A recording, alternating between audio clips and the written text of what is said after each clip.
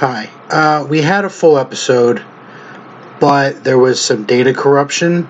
So, what I'm going to do is I'm going to go ahead and upload the first half where all the actual information is being shared.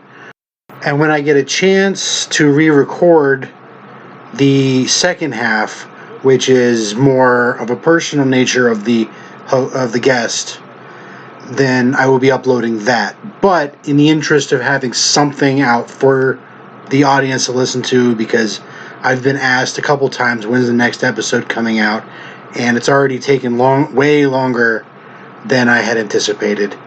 So here's something to at least have something to listen to. It's very short, but there's a lot of good information being shared here.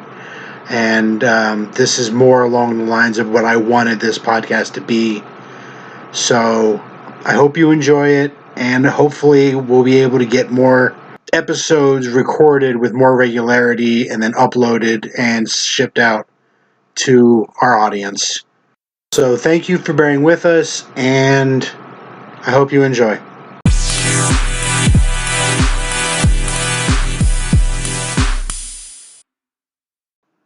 Hello, and welcome back to the Ludiverse. My name is Jay, and this is Courtney again. Hi, guys. Welcome back. And today we actually have a very, very special guest, somebody who actually has some knowledge about what they're talking about. And would you care to introduce yourself to our audience? Yeah, hi. My name is Cassie.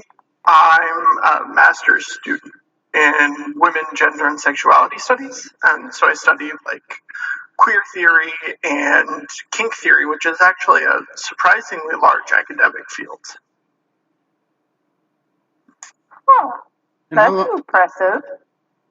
Yeah, very. And how long have you been studying that? So I got my bachelor's in queer theory as well, so it's been a total of 5 years or so. Wow. That is impressive. It's, there's a lot. There is a lot, and it gets very dense at times, so for none of that those of us with,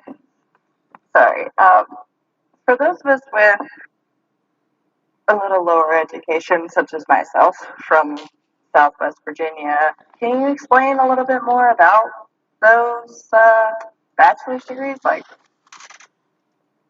So what queer theory tries to do is it's primarily a discursive field, and that's a big word, complicated stuff, but it's basically concerned with how we see things and how we talk about things in society, specifically sex and gender.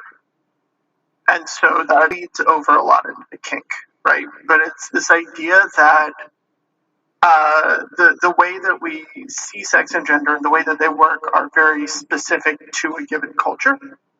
And so if our culture were totally different, then our gender norms, our sort of ideas about what is good sex and bad sex, that would all be different as well.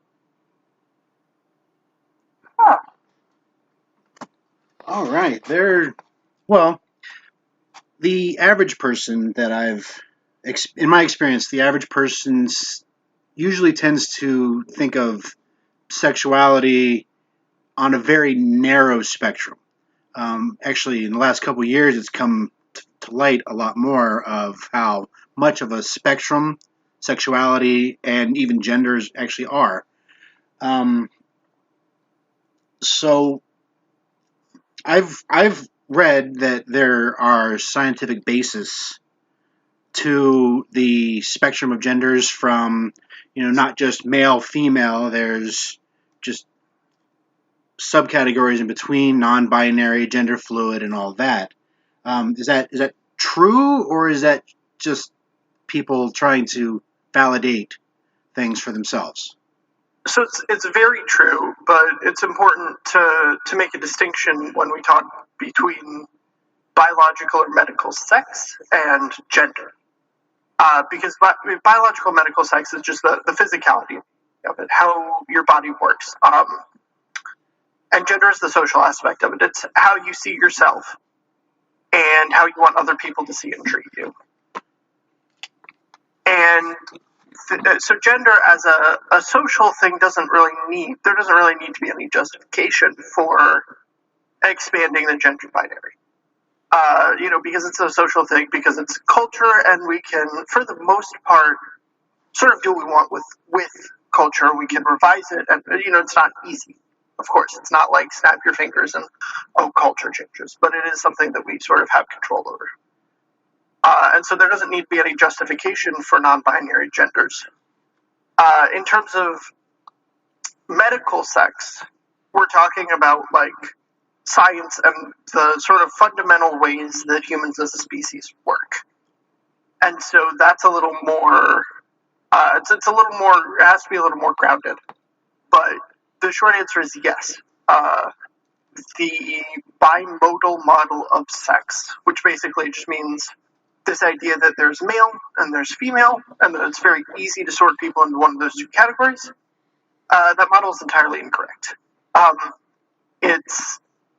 There are general trends, and those general trends are what we call male and female, but there are distinctions based on how much hormones your body produces, or how your secondary sex characteristics develop. We're talking about, breasts, body hair, voice, vocal pitch, even skeletal structure to a certain extent.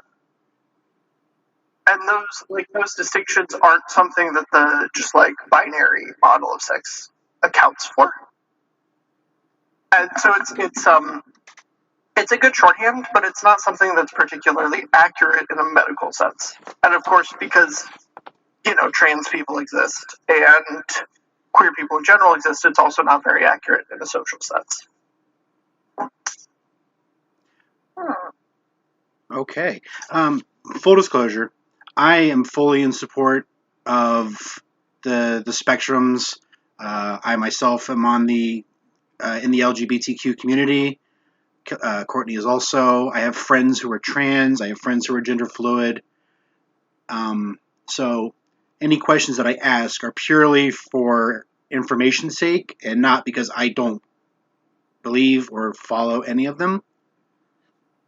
Yeah, and a lot of the listeners might not be familiar with the nitty-gritty of all of this stuff. So Exactly. I think that it's kind of the issue of I don't want to say ignorance, because that's just, I don't know if that's, I mean, it's the right term, but all right, well, yeah, screw it. We'll just use ignorance. I think that it's really the ignorance about it that makes people so afraid of it, makes people so not willing to talk about it, not willing to conform to the new society. yeah, I mean, it's not. It's a question of ignorance, for sure. But I see it mostly as a question of willful ignorance. This refusal to accept that people with very different life experiences that you can have just as valid of experiences. Well, yeah, that makes sense. The long running phrase of people fear what they don't understand. Yes. Yeah. Which is actually, there's an interesting little transition there to kink. The Arthur C. Clarke quote, "Any sufficiently advanced technology is indistinguishable from magic." Have either of you heard of that before? I've heard it. I didn't realize who it was by. The Ludiverse is sponsored by the House of Algos.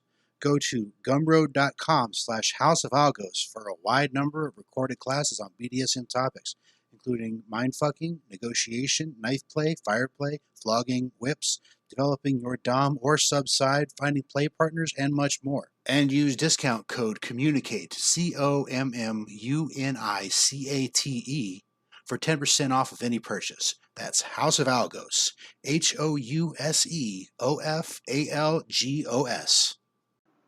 Yeah, so Arthur C. Clarke, science fiction writer. And he was, basically talking about how in fiction, if you have these like alien races or time travelers from the future, what have you, that have super advanced technology, then the readers and the characters from the present time won't really be able to differentiate that from magic, from something that just like, you snap your fingers and it happens. And that doesn't seem related to any of this on the surface, right? But there's this guy named C. Jacob Hale, and he's a trans man, and he has this article about how he uses a number of trans men he knows used their age play kinks to sort of renegotiate or better understand their internal sense of gender and how they want to relate to people in the world as gendered. And it's super interesting. I can get into more of the specifics of that, but he just uses the general phrase gender technologies to describe ways in which trans people explore their genders in a way that's maybe more deliberate and intentional than a lot of cis people do. And then a lot of cis people try to understand the genders. And so I have this like pet theory that these gender technologies are things that are often so far from many cis people's understandings of gender that they seem magical. And a lot of cis people read them as sort of witchcraft or things that are like breaking natural laws. Yeah, I've heard the breaking natural laws thing quite a lot. Right. And it doesn't really fit right because in nature there are species of amphibian who will change gender if an all male population of some species of frog. Some of them will spontaneously become female. There are species that each member of the species actually have characteristics of both genders. There are species that have no gender. So the whole gender spectrum itself is very natural. Right. And one thing I want to specify that is actually like biological sex, which is distinct from like human concepts of gender. My apology. I'm still learning, so it's complicated stuff for sure. Yeah. This is why we get an expert on.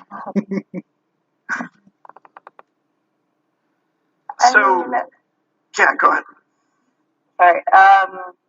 I know a few people that are totally and completely against this whole transgender issue, such as my brother is one of those people, and I constantly keep telling him, I'm just like, they're humans, they're going to choose whatever they want to do, kind of like you choose to ride a motorcycle, they choose to change their gender. What's the difference? Yeah, like, and why are you in somebody's business, you know? So that's another thing that that's really interesting, and that's what we like. That's what I study in my field. Is a lot of like, what are the social forces and the stories that we tell in society that sort of condition us to be opposed to queerness in general. And it's a really interesting, it's really interesting looking at how all of these things are sort of interconnected, right? How if we hold up this like monogamous, straight, cisgender ideal of a family, well, then that also rules out kink, because sex is supposed to be for procreation, not for pleasure. That also rules out polyamory, right? Because you're supposed to be monogamous, you're supposed to, your family structure is supposed to be easily legible to or understandable by other people in your social circles and also the government. And so you get this like same force of what some theorists call sex negativity, or this idea that there are essentially good types of sex and bad types of sex. It's all the same force, but it manifests in very different and very specific ways depending on whom it's targeting.